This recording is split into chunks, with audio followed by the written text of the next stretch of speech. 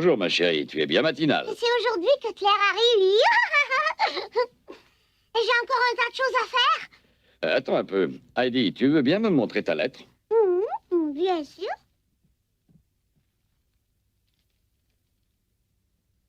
C'est écrit pour te dire que mon docteur arrivera sous peu dans les Alpes pour te rendre visite. Si je comprends bien, il n'y a que le médecin de Claire qui vienne. Grand-père, il faut que tu lises jusqu'à la fin. Heidi, je m'ennuie beaucoup de toi, tu sais. J'espère que nous nous verrons très bientôt. J'ai si hâte de te retrouver enfin. Alors, tu vois bien qu'elle va venir. Ah non, mais tu comprends mal. Voyons, puisque le docteur vient, c'est que Claire vient avec lui. Bon, j'ai pas de temps à perdre. Ah, alors bien dormi, les chers. C'est aujourd'hui que j'attends mon amie Claire. C'est une bonne nouvelle, non? Surtout, il faudra pas la pousser comme vous le faites. Elle ne vous connaît pas, elle aurait peur. Allons, Kiki, veux-tu bien rester tranquille? Je suis sûre que Claire va vous adorer. Quand j'étais à Francfort, je lui ai bien parlé de vous. Hercule! Hercule, mon amie Claire s'en vient. Il faut pas que tu aboies devant elle, autrement tu auras affaire à moi. T'as bien compris? Tu m'écoutes, Hercule? Remue-toi un peu.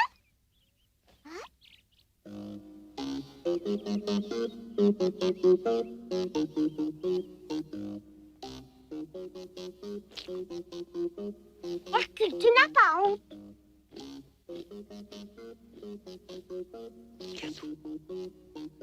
Oh, méchant chien, veux-tu m'écouter quand je te parle? Je te dis que Claire s'en vient. Oh. Tu me fais perdre mon temps, voyons, moi qui ai tout à faire dans la maison.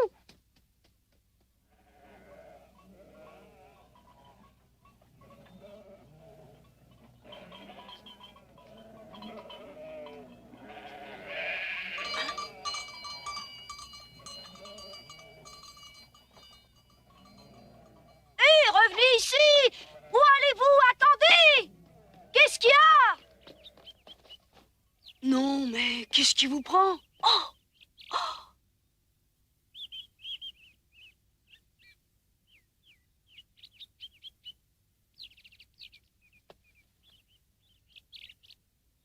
À mon âge, la montagne, c'est fatigant. C'est bien toi, Pierre? Je t'ai reconnu tout de suite. Heidi m'a beaucoup parlé de toi, tu sais. Bonjour, monsieur, qui êtes-vous? Je suis un ami de Heidi et de Claire. Je viens de Francfort, petit. Mais alors, c'est vous, le docteur de Claire? C'est moi, en effet. Oh, vraiment, je suis épuisé. Il ne faisait pas encore jour ce matin quand je suis parti du village pour venir ici. Tu veux bien me rendre service et me conduire au chalet de Heidi? Oui. Bon, je te remercie. Je me demandais quel chemin suivre. Alors, petit, on y va? Oui, c'est plus très loin. C'est toi qui prends soin de toutes ces chèvres? Ouais. Oh.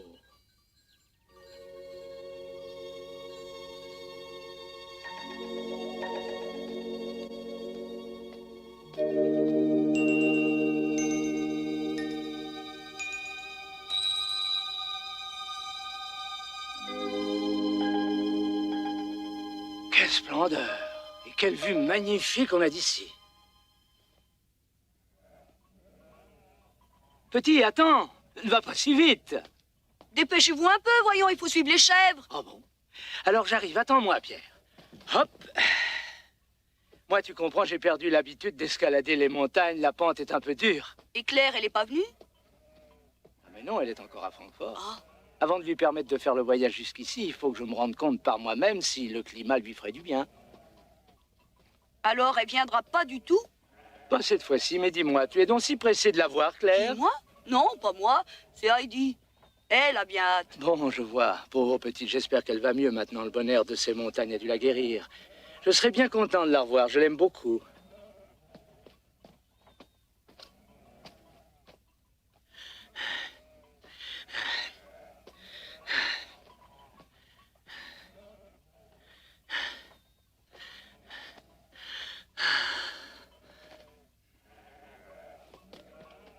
Voulez-vous que je porte votre sac?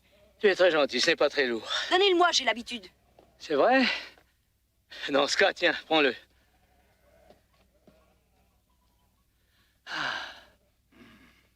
Ici, au moins, on respire vraiment du bon air. Quel brave garçon que ce Pierre. Pauvre petite Heidi, je ne m'étonne plus que la vie à Francfort l'ait fait dépérir. Docteur, qu'est-ce que vous faites? J'arrive.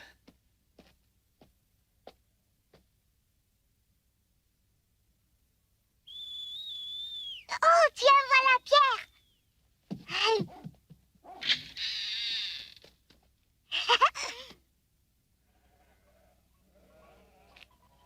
Oh, mais qu'est-ce qu'il transporte sur son dos? Des bagages peut-être? Oh oui, les voilà, c'est Claire et le docteur, ils arrivent. Pierre, où est Claire? Où est-elle? Et le docteur, où est-il? Comment tu peux faire pour deviner? Ben, au sac que tu portes. Ah oui. Bonjour, docteur. Heidi, ma petite Heidi. Oh, quel bonheur. Oh, docteur. Heidi, ma chère petite. Oh. Oh, mais c'est que tu as une mine splendide, j'ai failli ne pas te reconnaître. Et dire que tu as été si palote à Francfort, pauvre enfant. On peut dire que tu as des couleurs maintenant, hein? Voyez-moi ces joues-là. Merci, c'est bien grâce à vous, docteur. Vous avez été si bon pour moi. Et Claire, alors, où est-elle? Claire, mais elle va très très bien, elle m'a demandé de t'embrasser. Comment? Elle n'est pas ici avec vous? Est-ce qu'elle est demeurée à Dorfli ou à Aragaz? Elle viendra vous rejoindre plus tard? Hein? Allons, voyons. Est-ce que tu pensais que Claire m'accompagnerait vraiment? Oui, où est-elle?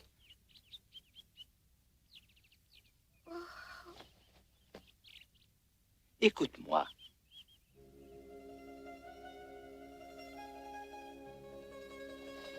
Essaye de comprendre, Heidi. Je suis désolé, mais je ne pouvais pas permettre à Claire de partir comme ça à l'aventure. Elle est infirme, tu le sais bien.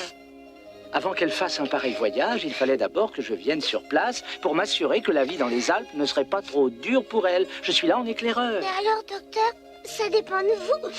C'est bien ça, Claire viendra en vacances ici seulement si vous êtes d'accord. Bon, c'est bien. Merci. Grand-père, t'avais raison. Oh, Claire n'est pas venue, grand-père. C'est bien ce que je pensais. Vous êtes le grand-père de Heidi, si je ne m'abuse. Je me présente, je suis le médecin de Claire. Ravi de vous rencontrer, cher monsieur. Ah, moi de même, j'avais hâte de vous voir. Je ne sais pas comment vous remercier, je vous dois tant. Pardon? Allons, voyons me remercier, moi, de quoi? Écoutez, docteur, monsieur Gérard m'a écrit. Il m'a tout expliqué. Si Heidi m'est revenue, je sais très bien que c'est grâce à vous. Je vous en suis très reconnaissant.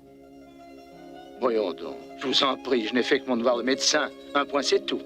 Grand-père, le docteur dit que Claire pourra venir en vacances pour quelques mois, à condition que la montagne lui convienne. Elle pourra venir, hein, grand-père? Moi, je suis sûre que Claire passerait de bonnes vacances. Il n'y a rien de plus beau que nos montagnes. Faites-moi plaisir. Promettez-moi de la laisser venir, je vous en prie. Heidi, allons un peu de patience, s'il te plaît. Et qu'est-ce que tu dirais de commencer par montrer nos Alpes au docteur, hein?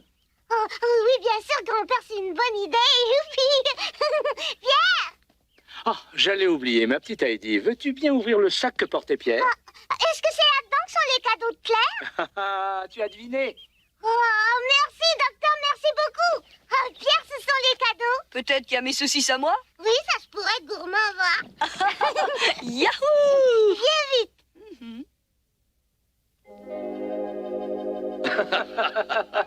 Que diriez-vous d'un peu de lait de chèvre? Il est très bon. Ah oui, je veux bien. Pour être franc avec vous, je meurs littéralement de soif. Oh, mon manteau.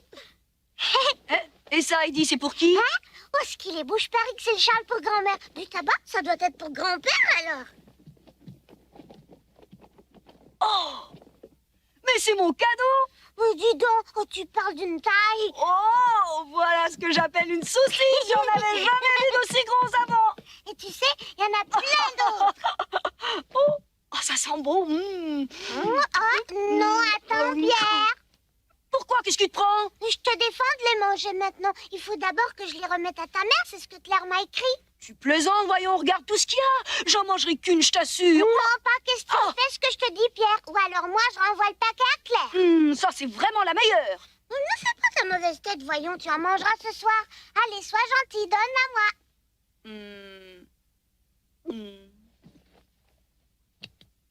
Oh, et moi qui comptais me régaler?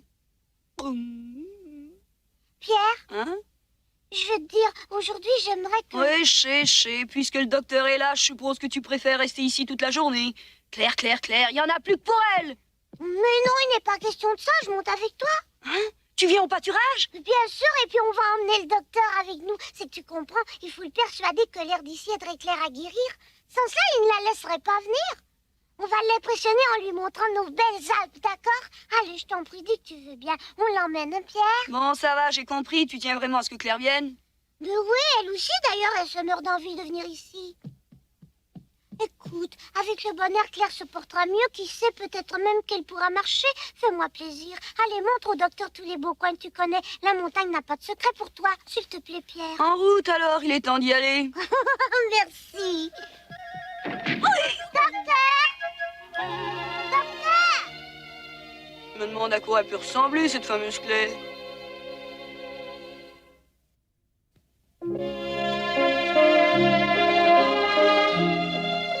Et nos deux amis d'entraîner le docteur sur le chemin des pâturages.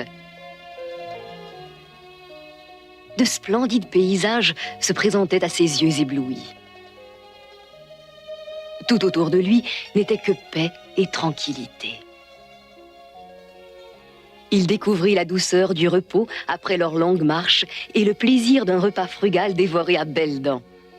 Son cœur était en fête, car jamais n'avait-il rencontré joie plus débordante que celle qu'animaient Pierre et Heidi.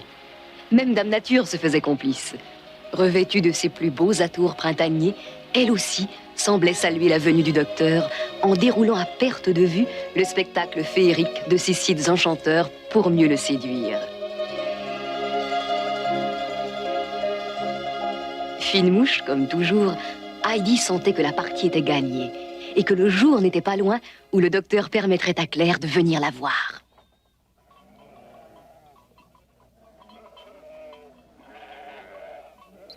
Allez, dépêche-toi, Kiki. Au revoir, Pierre, à demain. Dis à grand-mère que j'irai la voir bientôt. Promis, et surtout, pense à nos cadeaux. Hercule, je suis de retour. Hop là. Alors, docteur, elles vous plaisent, nos Alpes? Elles sont vraiment magnifiques. J'avais presque oublié que la nature pouvait être si belle. C'est donc que nos montagnes ont fait votre conquête. Eh oui, mais il y a un problème qui me tracasse. Ah, et je peux savoir lequel? C'est qu'il y a beaucoup de pentes raides ici, voyez-vous. Je crains que ce ne soit un inconvénient majeur. Ah oui, je comprends. Expliquez-moi, docteur, qu'est-ce qui vous ennuie? Ben voilà. Vous ne voulez plus que Claire vienne me voir? Heidi, voyons. Écoute, je veux voir Claire. Je le sais bien, Heidi. Oh, soyez gentil, vous n'allez pas dire non, docteur. Nos montagnes vous plaisent, vous les aimez autant que moi. Heidi, je croyais que tu devais porter les cadeaux chez Pierre. Tu devrais te dépêcher avant qu'il ne soit trop tard, ma chérie. Ah, j'y pense. Je ne voudrais surtout pas abuser, docteur, mais pourriez-vous aller examiner la grand-mère de Pierre? Bien sûr, avec plaisir. Alors, Heidi, est-ce que tu veux bien de moi? Oui, mais à condition que vous ne disiez plus jamais que Claire ne viendra pas. Oh là là. Tout ça pour Pierre et nous? Mais c'est beaucoup trop, je ne sais que dire. C'est un cadeau de Claire, Brigitte. Est-ce que je peux en prendre une tout de suite? Toi, ça suffit. Que je ne t'entende pas, s'il te plaît. Tu ne penses qu'à manger. Mais maman, j'ai faim, moi. Oh, Brigitte, faites-lui plaisir. Après tout, il a été bien patient. Vous pouvez lui permettre d'en prendre une. Je peux? Hein? J'ai le droit de me servir? Merci, Heidi. Oh, ce que je vais me régaler. Est-ce que tu aimes ça? Comme c'est bon. En tout cas, Pierre, tu manges avec appétit. Ça, vous pouvez le dire. Et voilà pour toi, grand-mère. Mais on dirait que c'est un châle, ma foi. Oh, ce qu'il est moelleux, je n'en reviens pas. Merci, petite, c'est si gentil. Merci aussi à vous, docteur. Je suis vraiment émue. Avec ce châle, je ne risque pas d'avoir froid pendant l'hiver, tant mieux. Je suis ravi que vous l'aimiez. Claire sera bien contente. Maintenant, est-ce que vous me permettriez de vous examiner? Mais avec plaisir, je vous en prie. Vous savez, je connais bien des vieilles dames qui voudraient se faire examiner par un grand médecin comme vous. Je me sens très flattée que vous preniez cette peine.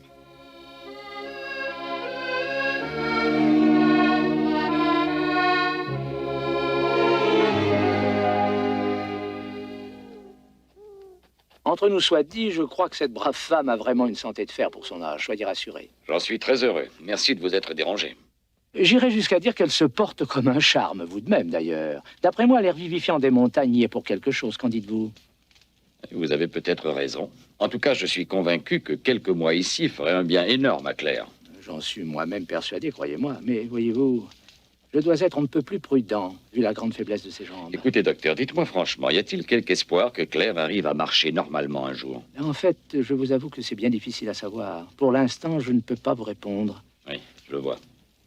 Nul doute que le bon air lui serait profitable, mais je l'imagine mal se débrouillant ici avec les précipices et les pentes. Je ne peux l'exposer à de tels risques. Oh, ma Claire, fais tout ton possible. Viens, je t'en prie, moi, de mon côté, je vais en parler au docteur une fois de plus.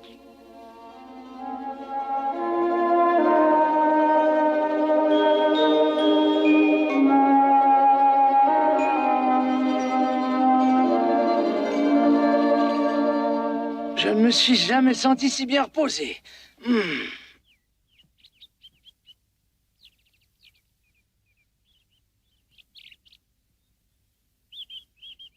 fait si beau ce matin, c'est merveilleux.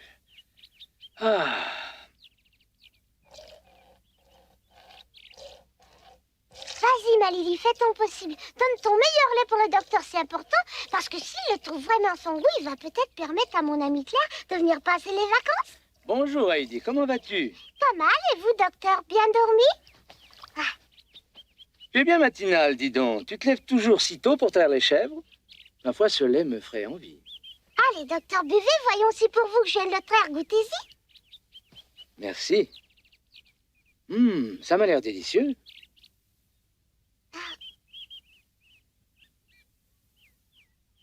Docteur, il est bon ce lait, pas vrai? Oui, parfait. Il est difficile d'en boire de plus frais. Merci Heidi, tu es si gentille. Ce bon lait m'a fait du bien. Oh, tant mieux. Vous ne croyez pas alors que Claire irait bien mieux si elle pouvait en boire un peu, à condition, bien sûr, que vous lui permettiez de venir. Ma chère petite... Ici, elle en boirait comme elle en voudrait. Elle en prendrait des forces. Hein, grand-père? Bien sûr, mais il n'y a pas que ça, tu sais. Pourquoi donc, grand-père? Est-ce que tu n'es plus d'accord? Claire ne peut pas se déplacer sans fauteuil, Heidi. Voyons, tu le sais fort bien. Oh, oui. Mais j'ai l'habitude du fauteuil. Je peux bien la pousser comme à Francfort. Écoute-moi, Heidi. À Francfort, tu sais, c'était bien différent. Dans la maison, Claire ne courait pas de danger. Ma chérie, ce que le docteur essaie de te dire, c'est que la montagne est dangereuse pour Claire et que tu ne pourrais pas la pousser ici comme tu le faisais à Francfort. Et puisque je vous dis que j'ai l'habitude. Tu étais très habile à pousser Claire dans ce fauteuil, je m'en souviens. Même Claire peut le conduire elle-même et se déplacer toute seule à l'occasion, n'ai-je pas raison? Oui, mais jamais sur de grandes distances, rappelle-toi bien. Il n'y avait pas de risque. Alors qu'ici, que feriez-vous si vous vous trouviez au sommet d'une grande pente? Tu vois ce que je veux dire? Tu comprends, n'est-ce pas? Mais docteur, il n'y a pas de quoi s'en faire. Grand-père et Pierre vont m'aider et moi, je vous promets que je ferai bien attention. Mais ma petite Heidi... Vous n'avez pas à vous inquiéter, docteur. Je veillerai bien sur Claire. Vous pouvez me croire, je vous jure. Et puis grand-père s'occupera d'elle. Pas vrai, grand-père, qu'on peut s'arranger? Faites-nous confiance. Heidi, le docteur n'est pas de cet avis. Mais moi, je veux qu'elle vienne, ma Claire. Il faut qu'elle vienne, je vous dis. Oh, je vous en prie, docteur, permettez-lui de venir. Et il tient beaucoup. Heidi, regarde ce que tu as fait. Oh, c'est affreux.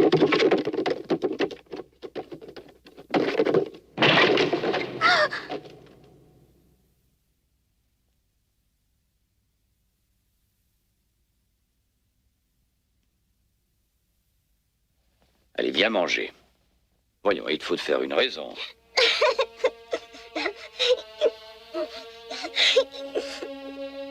Oh, grand-père, je sais bien que Claire ne pourrait pas se servir d'un fauteuil ici. Et puis après, à Francfort non plus. Il n'y est pas utile son fauteuil. Moi, je sais bien, jamais elle ne se déplace. Elle est prisonnière chez elle et elle s'ennuie à mourir. Vous, docteur, l'avez-vous déjà vu aller faire une promenade dans son fauteuil roulant? Non, elle reste à la maison, comme si elle ne pouvait pas s'en passer. Voyons donc, docteur, pour vous, on pourrait croire qu'il n'y a que son fauteuil qui compte. Bien, si vous voulez le savoir tous, elle n'aime pas du tout son fauteuil. Elle voudrait bien l'oublier. D'abord, vous ne me ferez jamais croire qu'elle ne serait pas mieux ici, assise dans l'herbe au soleil, que dans son fauteuil à Francfort. J'ai de la peine, et moi qui espérais tant votre aide. Pauvre Claire, à part moi, il n'y a personne qui la comprenne. Calme-toi. Pardonnez-moi, cher docteur, mais je crois qu'il faut reconnaître le bien fondé des arguments de Heidi. Il vaut beaucoup mieux que Claire puisse venir respirer l'air de nos Alpes plutôt que de rester enfermée dans sa maison. Je comprends votre point de vue, mais enfin... Puis dans le fond... Quand on y pense, peut-être que c'est vous qui avez raison. Claire se fie beaucoup trop à son fauteuil pour vouloir tenter de se lever. Mais voilà. Mais oui, voilà ce qu'il faut faire, c'est bien vrai. Il faut avouer que ce fauteuil ne lui est pas vraiment indispensable. On peut dire qu'il l'empêche de progresser même. Ici, au moins, elle le quitterait, son fauteuil. Elle sentirait l'herbe sous ses pieds, cela lui donnerait confiance. Décidément, c'est la meilleure solution. Après tout, c'est Heidi qui a raison. Pauvre petite Claire. Merci, ma chère petite Heidi. Dites-moi, monsieur, pourrais-je me permettre de vous demander de prendre soin de Claire? Vous pouvez compter sur moi. Vous dites oui, docteur? Mais oui, tu m'as ouvert les yeux. Je ne tenais compte que de ce fichu fauteuil, c'est stupide. Ma petite fille, grâce à toi, j'ai compris que je faisais fausse route, merci. Je te donne ma parole. Claire viendra te rendre visite. Merci, docteur, merci.